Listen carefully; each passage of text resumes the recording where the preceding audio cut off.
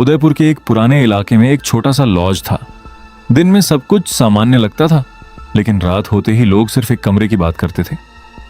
Room number 17। पिछले 7 सालों से वह कमरा बंद पड़ा था। कहते हैं वहां कभी कबीर नाम का एक लड़का रहता था। शांत स्वभाव, कम बोलने वाला और हमेशा अपनी डायरी में कुछ ना कुछ लिखता रहता था। फिर एक रात कबीर अचानक गायब हो गया। पुलिस की जांच हुई, पूरे शहर में उसकी तलाश की गई, लेकिन न कबीर मिला और न ही उसकी लाश। समय के साथ केस ठंडा पड़ गया और रूम नंबर 17 पर ताला लगा दिया गया।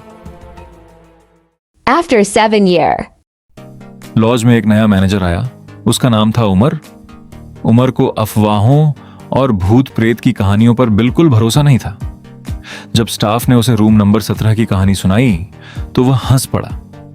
उसी शाम उमर ने कमरा खोलने का फैसला किया।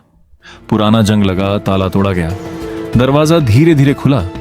कमरे में धूल जरूर थी, लेकिन एक अजीब बात थी, सब कुछ बिल्कुल व्यवस्थित था, जैसे कोई अभी अभी वहां से गया हो। बिस्तर करीने से लगा हुआ था। टेबल पर एक पुरानी घड़ी रखी थी और कोने में एक लकड़ी की अलमारी। उमर ने अलमारी खोली। अंदर सिर्फ एक चीज थी, एक काली डायरी। उसने डायरी उठाई और पहला पन्ना खोला। उस पर लिखा था, अगर तुम ये डायरी पढ़ रहे हो तो समझ लो कि अब तुम भी खतरे में हो। उमर मुस्कुराया।